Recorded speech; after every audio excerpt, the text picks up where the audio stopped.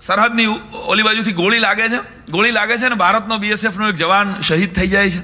શહીદ થાય એટલે એની લાશ તો મળી જાય છે. 3 ગોળી લાગી, એનો સામાન બધો પેક થાય છે. અને જેમ તમે બધા જાણો છો, એટલે જ્યાંનો હોય ત્યાં તિરંગામાં કોફિનમાં બંધ કરી અને એનો બધો જ સામાન લઈ જવામાં આવે છે, મોકલી દેવામાં આવે છે.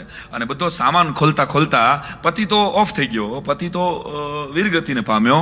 અને એનો સામાન ખોલતા એક પત્નીને કવર મળે છે. અને કવરમાં એક પત્ર હતો પત્નીના નામનો, એક પત્ર હતો દીકરાના નામનો, એક પત્ર હતો દીકરીના નામનો.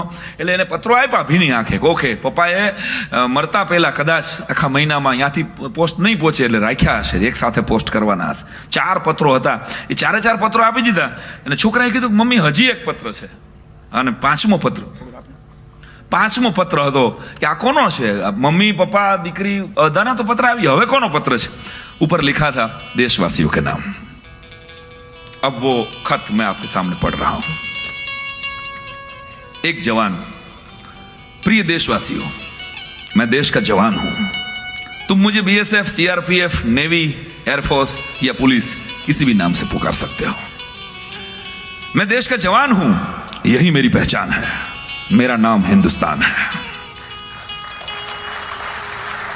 मैं देश का जवान हूं, यही मेरी पहचान है. मेरा नाम हिंदुस्तान है. मेरी कौम है भारतीय और मेरा मजहब है तिरंगा. मेरी कौम है भारतीय और मेरा मजहब है तिरंगा. सरहद के उस पार से कभी भी गोली चल सकती है. किसी भी वक्त मेरे नाम के आगे शहीद लिखा जाएगा. और ऐसे वक्त में मैं ये खत आपको लिख रहा हूं. चाहे आर्मी हो या बीएसएफ, नेवी हो या एयरफोर्स, जब हम पहली बार इस वर्दी की शपथ लेते हैं, तब हम सारे जवानों की सिर्फ 2 ही इच्छाएं होती है. एक, तिरंगा को दुश्मन की छाती पर लहरा के आऊं, और दूसरी, तिरंगा में लिपट कर आऊं.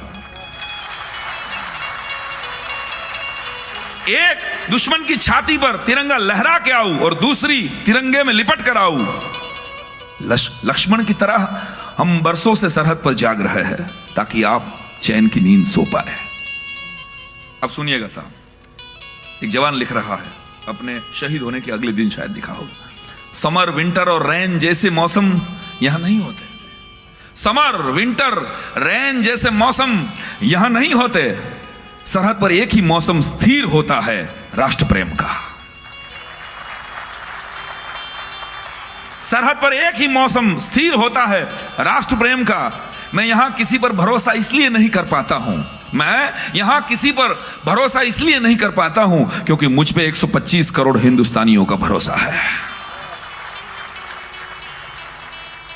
मैंने देखा वीगा पोर्ट पे, वही लिखा है मैंने. जम्मू से लेकर कच्छ तक 1175 पिलर. जम्मू से लेकर कच्छ तक बॉर्डर के जो पिलर होते हैं, 1175 पिलर हमारे लिए पत्थर नहीं, देवता है.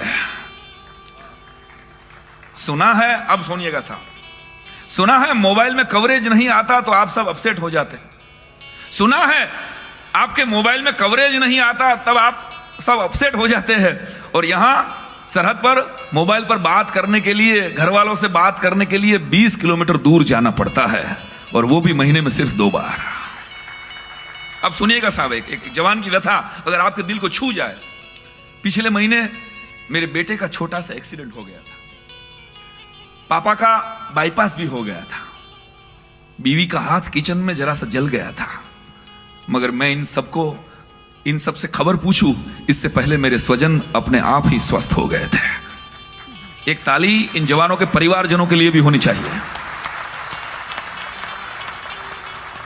मैं इन सबसे खबर पूछूं इससे पहले मेरे स्वजन अपने आप ही स्वस्थ हो गए थे. पिछले साल मां का देहांत हुआ था, लेकिन इमरजेंसी की वजह से मैं भारत मां का आंचल छोड़ नहीं पाया था. पिछले साल मां का देहांत हुआ था, लेकिन इमरजेंसी की वजह से मैं भारत मां का आंचल छोड़ नहीं पाया हूं.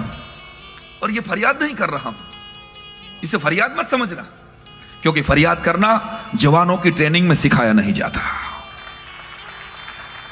हमें सिर्फ मरना सिखाया जाता है, और वो भी वतन के लिए. मैं आसाम से हूं. मेरी कंपनी में लगभग सभी राज्यों में से जवान हैं. हम सब यहां मिलजुल कर देश की रक्षा करते हैं.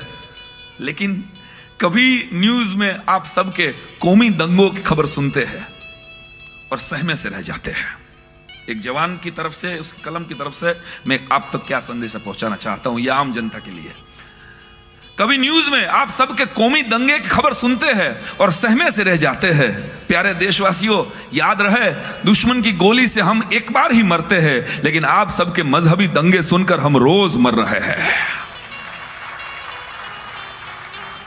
दुश्मन की गोली से हम एक बार ही मरते हैं, लेकिन आप सबके मजहबी दंगे की खबर सुन के हम रोज मर रहे हैं। तुम्हारे बच्चे का स्कूल का थैला जरा सा टूट जाए तो तुम तुरंत नया ले आते हो, और हम जवान अगर हमारी कैप खो जाए तो सैलरी में से नई लेनी पड़ती है। Am I right? कंबल अगर 2 सीजन तक नहीं चला तो अपने खर्चे से नया खरीदना पड़ता है। फरियाद जवान की फितरत नहीं है। हम देश की सरहद के पहरेदार हैं, लेकिन देश को अंदर से एकजुट रखना आप सबकी जिम्मेवारी है। इसीलिए यह खत लिख रहा हूं, शायद आप तक पहुंचे आखिर में। और हां, देश में करोड़ों रुपए के मंदिर, मस्जिद, चर्च और गिरजाघर रोज बन रहे हैं। आखिरी पंच, आखिरी लाइन एक जवान की। और हां, देश में करोड़ों रुपए के मंदिर, मस्जिद, चर्च और गिरजाघर रोज बन रहे हैं। शुभकामनाएं इसके लिए, लेकिन क्या उन धार्मिक स्थलों के दानवीरों को जवानों के लिए बुलेट प्रूफ जैकेट दान देने का मन कब होगा? कब होगा? यह खत अगर तुम तक पहुंचे तो विचार करना। जय हिंद।